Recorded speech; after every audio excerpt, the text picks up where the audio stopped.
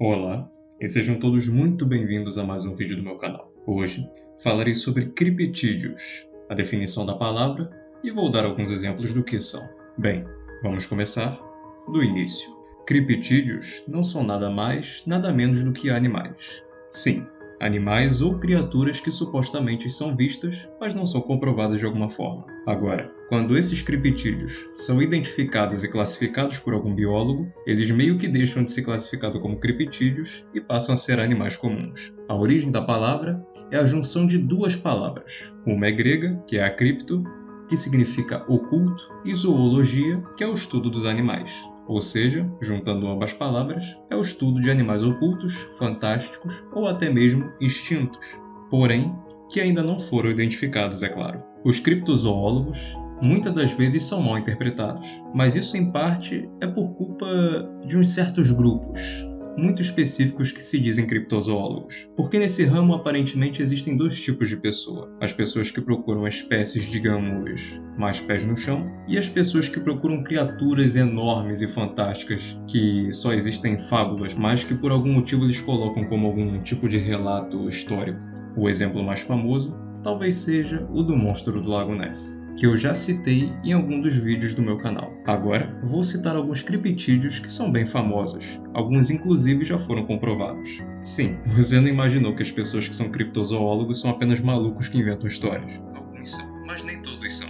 Alguns exemplos bem famosos são, como dito anteriormente, o monstro do Lago Ness, que é um monstro de aparência reptiliana e é sempre retratado sendo muito parecido com um dinossauro aquático chamado Elasmossauro. Mas assim, dinossauros não são criptídeos, e o monstro do Lago Ness é uma lenda. Existem mais provas de que ele não existe de fato do que de fato ele existir. A primeira prova é de que seria bem fácil detectar uma criatura colossal em um lago, por maior que ele fosse e mais profundo que ele fosse também. E a segunda prova é de que o lago já foi escaneado várias vezes, e nenhuma delas deu um resultado significativo ou alguma criatura gigante foi encontrada. A outra criatura é o Yeti, ou Abominável Homem das Neves, ou então até mesmo o Pé Grande. Aparentemente, essas três criaturas, ou duas criaturas, porque o Yeti e o Abominável Homem das Neves aparentemente é a mesma coisa, elas têm no mínimo um grau de parentesco, porque ambos possuem uma descrição muito parecida, porém uma é na neve e a outra na floresta. Enfim, ele é caracterizado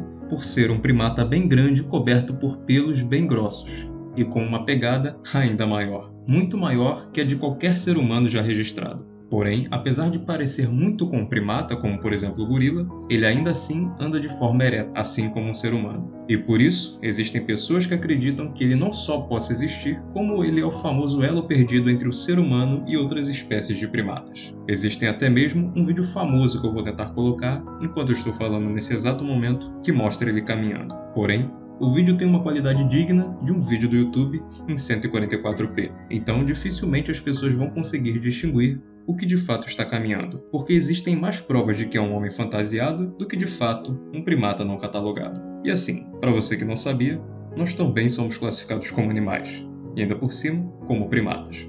Ou seja, teoricamente, nós e os outros primatas somos de certa forma parentes. Enfim, dando exemplo de criaturas famosas que muito possivelmente não existem de fato, vou dar agora um exemplo de uma criatura ou criaturas que já foram classificadas como criptídeos e hoje em dia são apenas animais. O exemplo mais conhecido, acredito eu, seja o ornitorrinco. Essa criatura fofa já foi considerada um criptídeo, afinal de contas, ele possui um bico muito parecido com o de um pato, pelos e rabo como os de um castor, e nadadeiras no lugar das patas, além dele ser venenoso, pois nas suas nadadeiras ele possui uma glândula de veneno que ele usa para envenenar outras criaturas quando se sente ameaçado. E pela sua aparência, você já imagina que ele já foi um criptídeo. Não só por isso, mas também a sua característica mais marcante. Ele é um mamífero, mas ao mesmo tempo coloca ovos. Ele não possui mamas. Na verdade, eles secretam leite através dos poros, como se fosse suor. Então, fica aí a curiosidade. Bom, esse foi o vídeo. Ele é bem mais light, porque, por mais que se trate de mistérios do mundo, ainda assim não tem nada a ver com terror, que é onde eu acredito que eu mais domino. Ainda assim, eu acho muito interessante esse estudo e queria compartilhá-lo com as poucas pessoas que me acompanham. E por último, mas não menos importante, obrigado por perder seu tempo comigo.